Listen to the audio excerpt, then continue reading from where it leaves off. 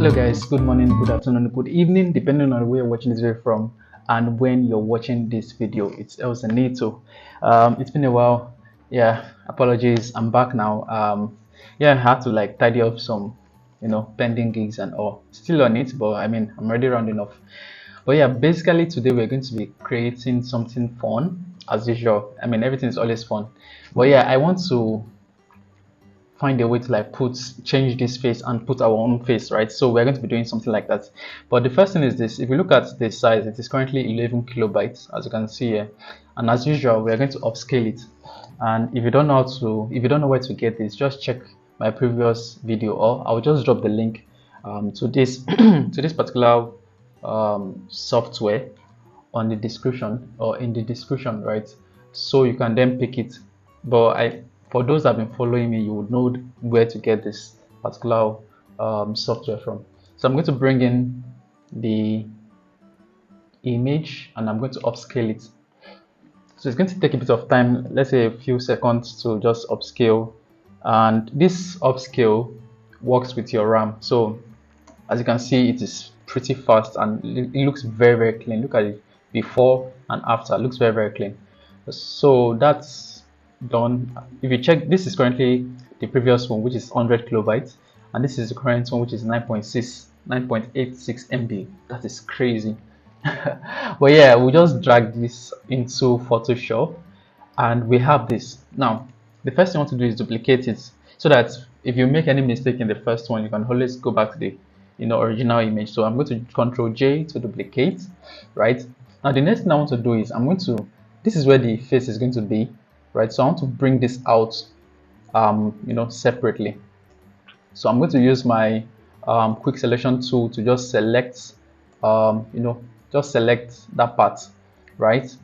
And take your polygonal lasso tool to make sure that any selection that you do not want, you just remove it. So we currently have the necessary part selected, and after doing your selection, just Control J to separate it. As you can see, it is separated. Now the next thing we want to do is duplicate it, Control J, and let's call this model, right? Model. All right, so the first thing I want to do is I'm going to make sure that this does not have anything in it, so like it's just plain background, right? I want to remove who is this guy? Thomas Jefferson. I was not totally sure, but so I don't go and say something else. But yeah, I guessed as much.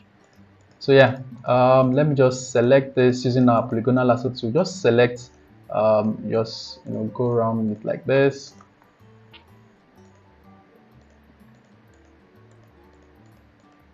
All right. After selecting it, now you have two options. If you currently use the usual Photoshop, just go to generative fill and press remove, right? And it's going to remove it. But if you do not have generative fill, you can just, after making the selection, just right click and click on fill content aware. So it gives you similar results, right? So but yeah, let's just let's just see what it's going to give us. All right, let's go. All right, so it has finished generating, and you can see we have some very, very clean stuff here. So I'll just go with this. We don't need this. So I'll just go with the first one, right? And I'm going to close this tab. Now again, like I said, if you don't have generative, you can just select, and now it's not going to give you the exact it's not going to give you something as perfect as what we have, but let me show you what you can do. So just select and right click, fill content aware. So make sure it is content aware that I selected and press OK. So I mean, it's similar, but it's not perfect, as you can tell. But yeah, this is perfect. So now that we have this, let's just select the first and the second of layer and merge them together. So we have this standing alone. So let's turn on our excuse me, let's turn this on. Now the next thing is to bring in your character, your image, or your picture, right? So I'm going to go to I'm going to open a new folder, go to my picture, and just like an all. So yeah, I'm going to just pick. Yeah, apologies for the noise. I'm going to just pick the head.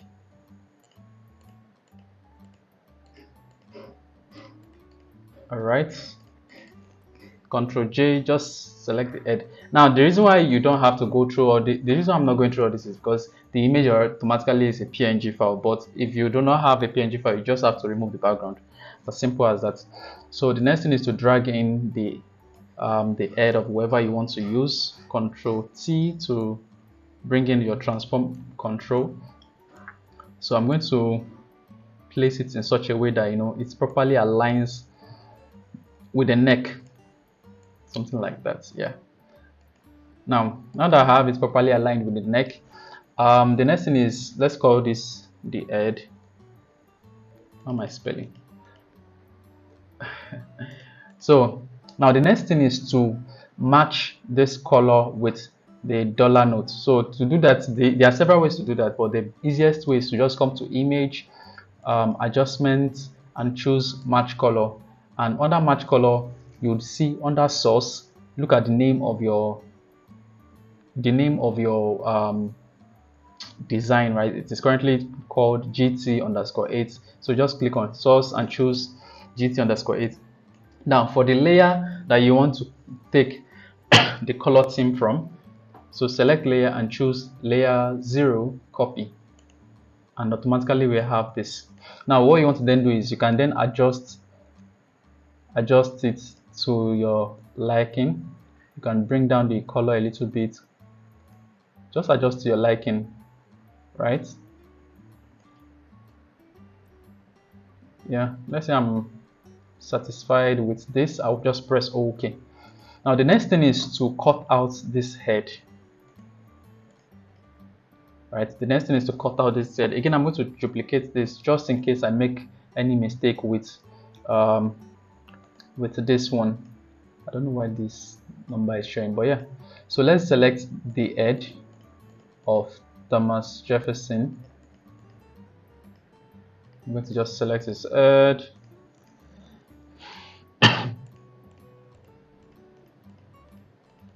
After selecting it, right click, fill, and content aware. So content aware is going to help us delete that part of his head, right? Now other parts that are not totally deleted, you can come to your patch tool and just select and drag, select and drag, select and drag. Even with this one, you can still select and drag. You just need to make sure that this place is empty, right, so that the head can stay properly. Okay, yeah, so that the head can stay properly.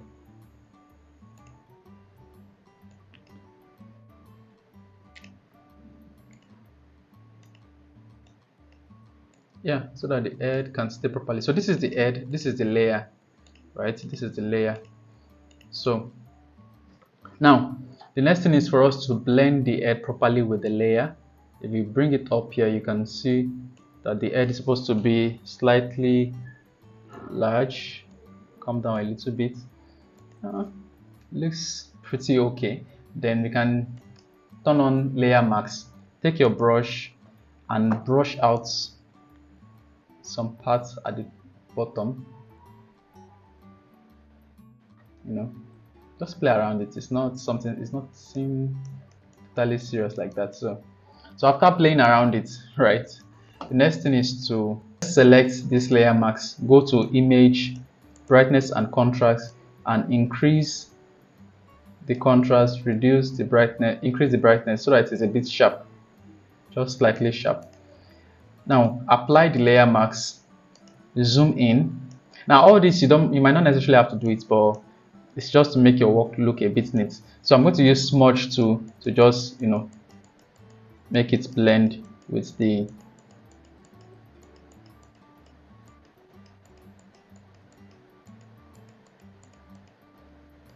all right. Having done that, we want to then apply some bring in some brightness and contrast, clip it to your image, You can reduce the size a little, or you can increase the size depending on what you want, but let's reduce the contrast drastically. Now the next thing is to bring in, remember this original stuff here, right? So we're going to power clip it, we're going to clip it into the head. So just create clipping marks, and let's find a way to apply it such that it retains that vibe. Let's see how we can do it.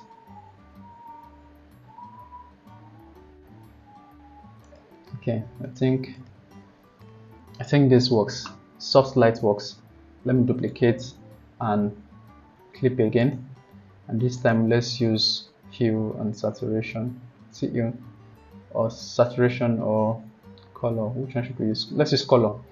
So we have two of that same stuff, but we used soft light and color. The reason why we use soft light is so that the lines will be on the face, and the reason why we use color is so that the color of that particular pattern will be the same color of the head. If I remove the color, you can see that the head itself is like, it has this yellowish vibe to it, but the moment you add the pattern, it automatically feels better, right? Now the last thing you want to do is select the head, go to your filter, select filter gallery, and we currently have grain here. You can add some grain to it, just a little bit of grain like this. Press OK. Then we can add, if you zoom in, you will see that this looks a bit jagged, right? So we can add some adjustments. Posterize, this is it. So we are going to duplicate the head, Ctrl J, and this particular one at the top, we'll clip it to the second head, right? Then go to image and select posterize. Yeah, exactly. So we can increase the size or we can reduce the size, but if you reduce it, it looks too black and white, like it loses that vibe to it. So having done this, let's just bring it to like 40 something, whatever works for your character. Then the next thing is to then add a bit of blur to the image itself. So I'll add some Gaussian blur to the image, just a little bit of Gaussian blur, just a little bit. Now having done that, I would select everything, Ctrl G to group them, Ctrl J to duplicate that group, and I'm going to merge that group into one single image like this, so that I can then take my smudge tool and just play around this. So it looks, just play around it, make it look slightly, I don't know. Take your brush, take your blur tool and blur across the edge like so.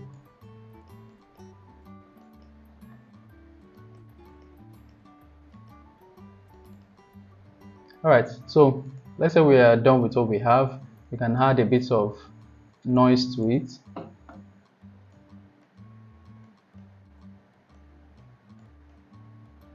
Like so. Again, this is me just adding several things. You could have just stopped at the initial stage and just go ahead with what we have, but yeah.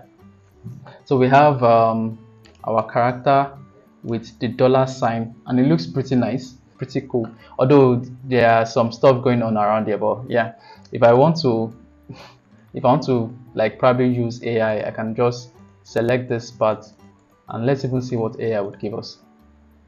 Let's just check what AI will give us, but I doubt if it will make sense.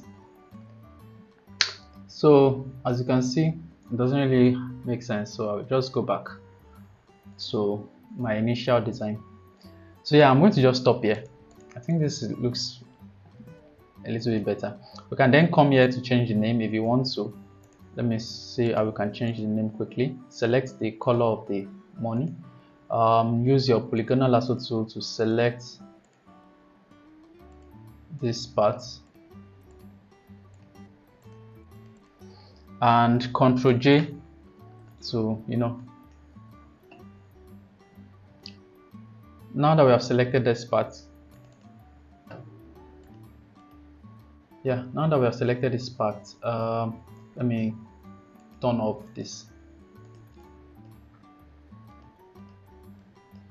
So now that we have selected this part, you can see we have our face, the face and the whole stuff going on. So to write your name, just bring in, just type in, let me write Elzanito.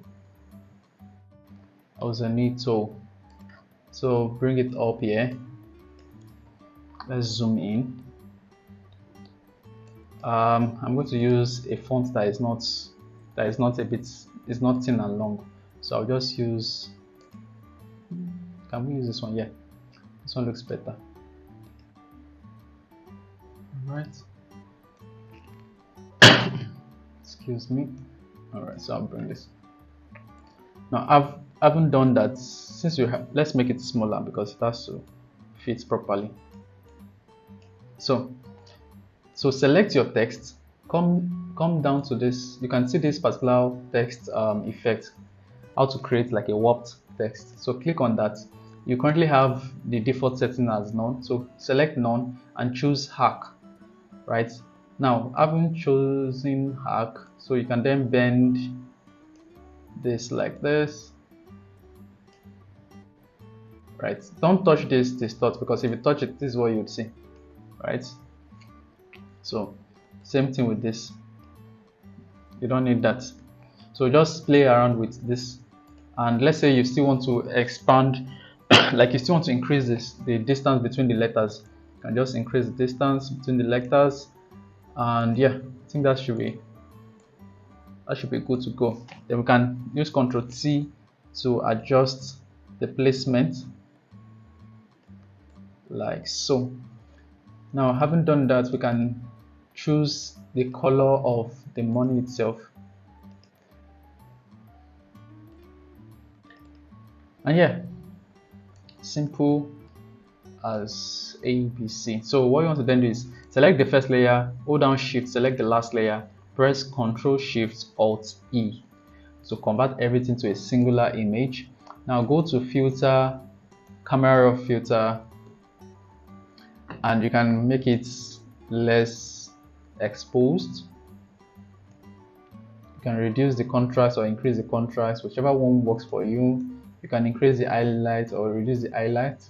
You can add some shadow to it. I prefer to add some shadow.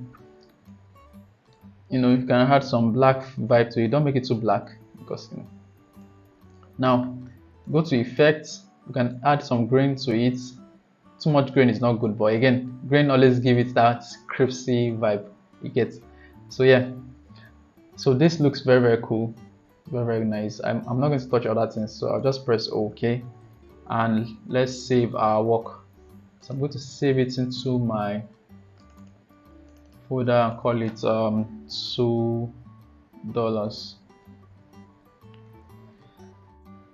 And yeah, that's it. Then when you want to save your work, just file. You can either export as, and you can choose JPEG.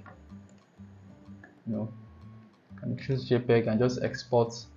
And or another thing you can do is just come here, save a copy, choose your desktop, change it to JPEG, but you have to remove this copy stuff. That's another long way. But yeah, I'm going to just save it, and we are good to go.